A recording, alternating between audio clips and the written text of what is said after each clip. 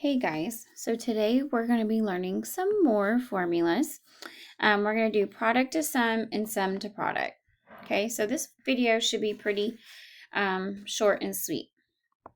So notice the first one is product to sum formula. So one thing that I want to kind of relate it to is kind of something that you're used to. So I want you to think of it as A plus B times C. Okay, so if we use the distributive property, we would get AC plus BC. So basically what we're doing, we want to go from a product to a sum, or to a sum to a product. Okay, so the thing is though, this simple way won't work due to the fact that trig functions are oscillating and repeating. So we have to use these formulas. So kind of like what I told you before, what I would do is take a picture of these, screenshot them, start writing them down on a note card, because we are going to be referring to them a lot. Okay? Okay, so you guys can see the formula, so I'm not going to read them. But notice our example. It says use the appropriate formula to express each product as a sum or difference. So this one has two signs. So you're going to use the one that has two signs. So I'm going to go ahead and write this one down. So I'm going to put it right here. Sine of alpha sine of beta is equal to 1/2 cosine alpha minus beta minus cosine alpha plus beta. Okay, so if you notice, this 8x is going to be alpha. The 4x is going to be beta. So I'm going to go 1/2 cosine 8x minus 4x cosine 8x plus 4x. Okay, so here 8x minus 4x is 4x minus cosine 8x plus 4x is 12x. Okay, so that's all we can do. So we're just going to box that up. Okay, so let's look at the next one. So this one we have two cosines. So that means we're going to be using this one. So again, I'm going to write that right here. Cosine alpha, cosine beta, 1/2 cosine alpha minus beta plus cosine alpha plus beta. So that means 9x is alpha, beta is 2x. So we're going to have 9x minus 2x plus cosine 9x plus 2x. So we're going to have 1/2 cosine 7x plus cosine 11x. And that is all we can do for this one. Okay, notice we have a cosine first, then sine. So cosine first, then sine. So we will be using this bottom one. Let's see, right there maybe. So we're going to have cosine alpha sine beta is equal to 1/2 sine of alpha plus beta minus sine of alpha minus beta. So alpha will be our 5x over 2. Beta will be our x over 2. So we're going to have 1/2 sine of a 5x divided by 2 plus x divided by 2 minus sine 5x over 2 minus x over 2. Okay, let's see what we got. 1/2 sine of, so that would, common denominators are the same, so we get a 6x on top. 6x divided by 2 is a 3x minus sine. Again, denominators are the same, so 5x minus x is a 4x divided by 2 is a 2x. And again, that is all that we can do. Okay, so now we're going to go from the other way. What if we have a sum? Can we go to a product? So that's what we're going to practice next over here. So the same thing applies. Copy these down, take a picture of them, do something so that you have something to refer to. Okay, so this one we have sine minus sine. So it looks like we're going to be looking at this one right here. So we have sine of alpha minus sine of beta is equal to 2 sine alpha minus beta divided by 2 cosine alpha plus beta divided by 2. So that means alpha is 11, beta is 5x. So 2 sine 11x minus 5x divided by 2 cosine 11x plus 5x divided by 2.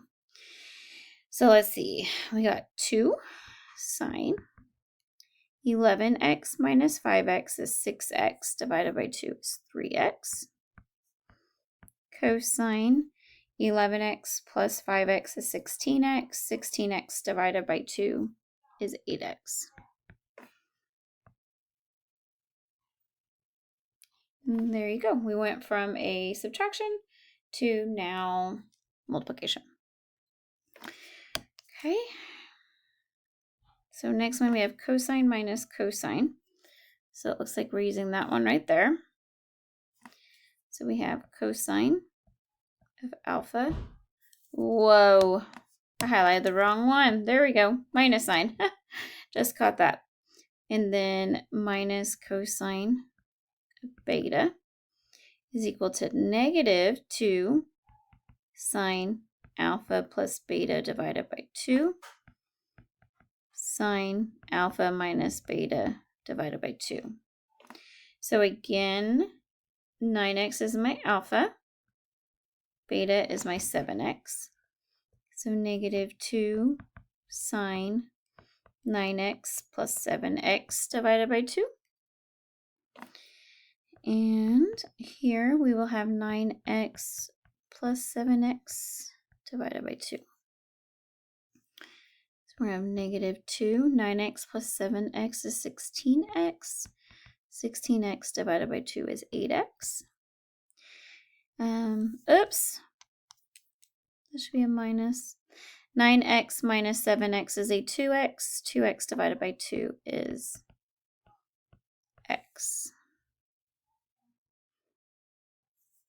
Okay. Notice we have a cosine minus a cosine, so we're actually using the same exact one here. So again, this would be alpha. This would be beta. I will go ahead and write the formula. So that was negative 2 sine alpha plus beta divided by 2 sine alpha minus beta divided by 2. Now notice how these change. These don't have x's, so we probably are going to be able to simplify these down. So let's see, negative 2 sine, we have pi over 12 plus 5 pi over 12 divided by 2. And here we're going to have sine of pi over 12 minus 5 pi over 12 and then divided by 2. So let's see. We're going to have negative 2 sine. So we're going to have 1 pi plus 5 pi is 6 pi. So we have 6 pi over 12. That reduces to pi over 2. Then we have to divide that by 2, but that's the same thing as multiplying by a half. So that means this first one is going to be pi over 4. So let's see what happens over here. We have 1 minus 5, which is negative 4 pi over 12, which reduces to negative pi over 3. Again, when we divide by 2, that's like multiplying by a half. So for this one, we get sine of negative pi over 6. So we actually have to keep going because we're going to have to simplify this down. So I'm going to just draw a little reminder. Pi over 4 is in the middle, okay?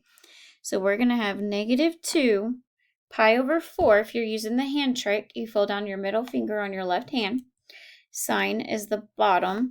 So that means we are going to get square root of 2 over 2, okay? For negative pi over 6, we are actually in the fourth quadrant, okay?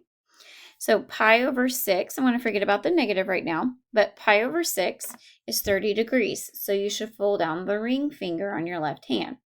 Sine is to the bottom, so you have one finger there. The square root of 1 is 1. And then everything's divided by 2. Now, sine is negative in that fourth quadrant, so it's going to be a negative. So that means this and this will cancel, and we are left with negative, two negatives will make a positive right there. So no negative, but we're going to have square root of 2 over 2. Okay? Okay. So for the next page, we're going to use these formulas to help us verify each identity. So remember, when we do these, we always talked about starting with the most complicated. And so that's what we're going to do first. Oh, so sorry. However, I need to fix mine because I got something missing. And that looks like it's a cosine of 2x right there. Okay, so let's fix the top in green. So let's go write that out. So cosine minus cosine. So if you go back to the formula for cosine minus cosine, okay, this right here will be alpha. This right here will be beta. So we would need to write negative 2. And it's going to be sine of alpha, which is 4x, plus beta, which is 2x, divided by 2. And then on the next one, we subtract them. Okay. Let's fix the bottom.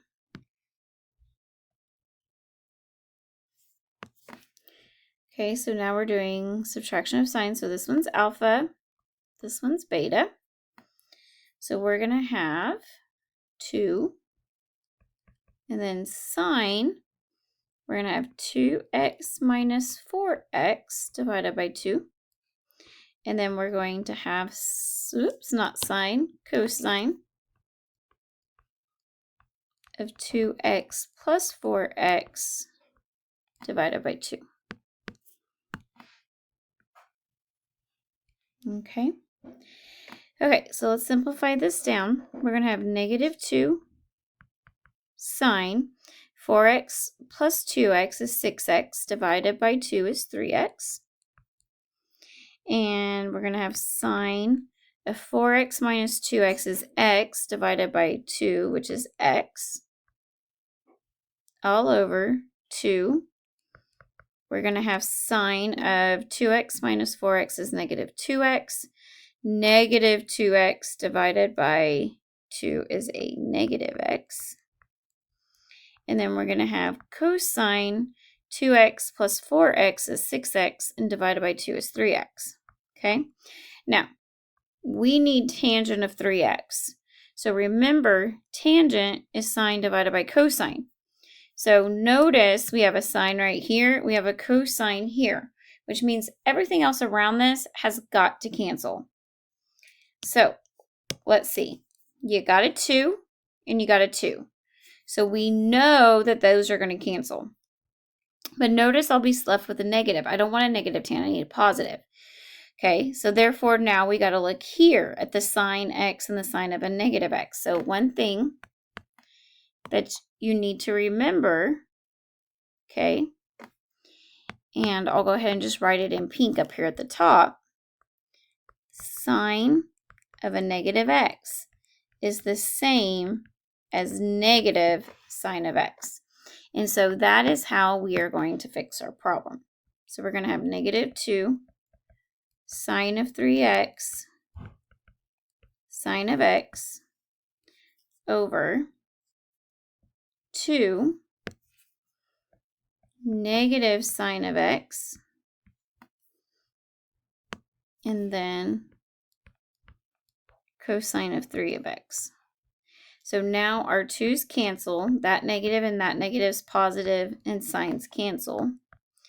We get left with sine of 3x over cosine of 3x, and that will change to tangent of 3x, and we're done. Okay, let's go look at the last one. Got some more stuff missing. These are y's. Okay, so let's change this side. So we're going to use our addition one to go to a product. So we're going to use the ones with pluses.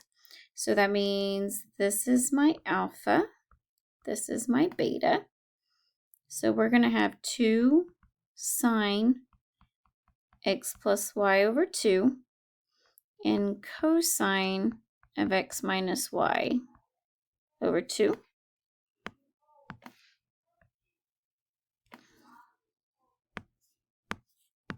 Let's change the bottom. And this one's going to be 2 sine of x minus y over 2 and cosine x plus y over 2. So let's see what we got. Okay, these are going to cancel. Notice here I need tan. Tan's definition that we just talked about is sine over cosine. Notice if I divide these right here, I will get tangent of x plus y divided by 2. Okay, then notice I have cosine over sine, and remember that is the definition of cotan. So now I get cotan of x minus y over 2. And we just verified that side. Okay, so I hope you guys enjoyed the lesson. If you have any questions, just let me know.